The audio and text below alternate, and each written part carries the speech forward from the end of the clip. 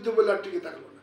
Bangladesh Pakistan war এটাকে আর বিশ্বের ইতিহাসে থাকলো না, ইন্ডিয়া পাকিস্তান ওয়ার। কেননা আমাদের হীনমন্যতার কারণে আমরা ফিল্ড মার্শাল জেনারেল ওসমানী স্যারকে দেয় নাই। কেন দেয় নাই সেটা আর লম্বা, আমি পরে আর একটু তোমাকে বলবো। দেয় নাই, না দিয়ে আমাদের বুকে আমরা ছুরি মেরে দিলাম, আমাদের বুকে আমরা ছুরি মেরে দিলাম, আমাদের ইতিহাসকে আমরা কলঙ্কিত করে ফেললাম। এবং আমরা যে তাকে ফিল্ড মার্শাল দেই নাই আর ভারত দিয়ে দিল, তাতে সমস্ত পৃথিবী জানলো ভারতের সেনাবাহিনী বাংলাদেশ দখল করেছে। বাংলাদেশ সেনাবাহিনী পাকিস্তান, ইন্ডিয়ান সেনাবাহিনী পাকিস্তান সেনাবাহিনীকে সারেন্ডার করেছে, ইন্ডিয়ান সেনাবাহিনী ঢাকা দখল করেছে, ইন্ডিয়ান সেনাবাহিনী ভূখণ্ড দখল করেছে। সো ফলে সে হয়ে গেল ফিল্ড মার্শাল। আর আমরা যে 30 লাখ শহীদে জেনারেল ওসমানী স্যারের নেতৃত্বে আমরা ঢাকা দখল করলাম, এই আমাদের এই যে আমাদের সেক্টর কমান্ডারদের নেতৃত্বে, এটা এটা শিক্ষিত হলো না, আমাদের দ্বারাই শিক্ষিত হলো না।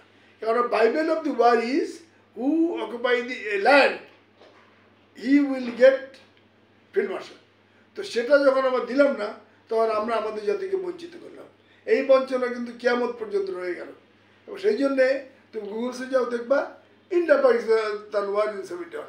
আমরা যে বাংলাদেশ পাকিস্তান ওয়ার হবে সেটা আর রইল না, এটা আমরাই মুছে দিলাম। এটার জন্য আমরাই দায়ী। আমাদের কলঙ্ক আমাদের জাতির ললাটে এই লিপিবদ্ধ। তার মানে স্যার কি বাংলাদেশের মুক্তিযোদ্ধার ক্রেডিট কি ইন্ডিয়া নিয়ে নিল?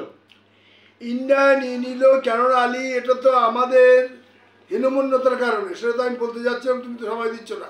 এটা কি হলো আমি তোমাকে বলি। এইটা যখন ওসমানী স্যারকে ফিল্ড মার্শাল দেওয়ার কথা হলো, তখন সিলেটের আওয়ামী লীগের মন্ত্রী আব্দুল সালাম আজাদ আর প্রতিমন্ত্রী ফরিদ এরা বিরোধিতা করলো। কেন? ফিল্ড মার্শাল দিলে, when somebody declared field marshal, he will be automatically equal with the prime minister.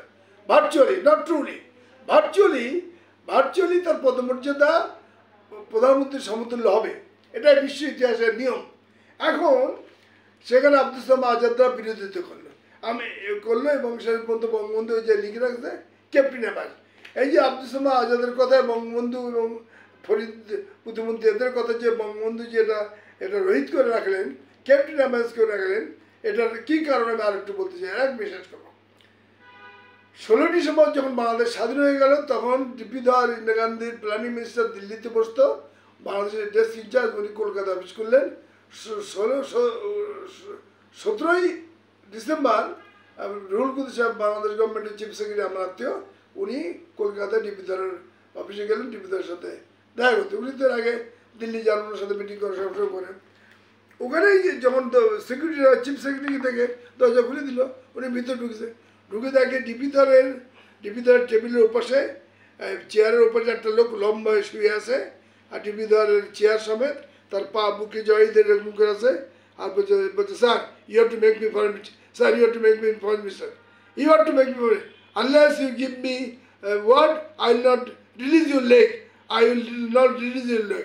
তো ডিপি ধর বলতেছে, আরে get up release my leg, আচ্ছা I will make you foreign minister, don't worry, release my leg.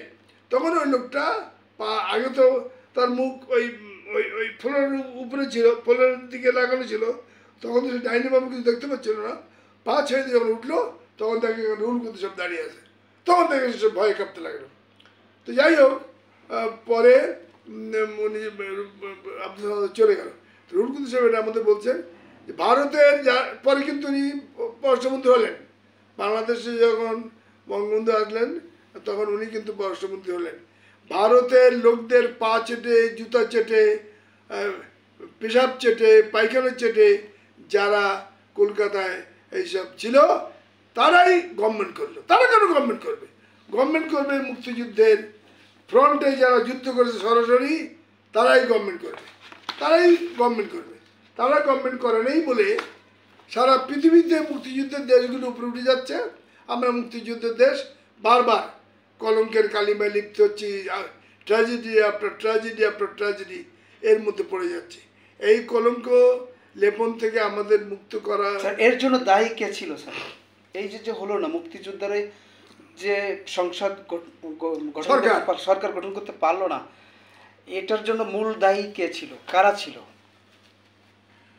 মূল দায়ী আমি এ বিষয়ে সুস্পষ্ট করে আমার পক্ষে বলা সম্ভব না, কিন্তু আমি মনে করি যে আওয়ামী লীগ সেই সময় শুধুমাত্র ওসমানী স্যারকে মুক্তিযোদ্ধাদের মধ্যে থেকে মন্ত্রী করলো। ওই সময় ওনারা যদি 50 ভাগ মুক্তি মানে আরো অনেক কি নিত, মানে মন্ত্রিসভার অর্ধেক যদি সেক্টর কমান্ডারদের নিয়ে করতেন আর অর্ধেক আওয়ামী লীগ ওই সময় মন্ত্রী ছিল হাফ এক্সিকিউটেড এরা ছিল হাফ এক্সিকিউটেড। তো সেই জায়গায় আমাদের যারা মুক্তিযুদ্ধ পরিচালনা করেছিল তাদের মধ্যে থেকে 50% আর সেক্টর কমান্ডারদের নিয়ে অন্যান্য নিয়ে আর আওয়ামী লীগ থেকে 50% করে গভর্নমেন্ট করতো। তাহলে গভর্নমেন্ট এরকম বারবার পড়ে যেত না, আর ট্র্যাজেডি আফটার ট্র্যাজেডি বাংলাদেশ ধ্বংস হয়ে যেত না। জি স্যার।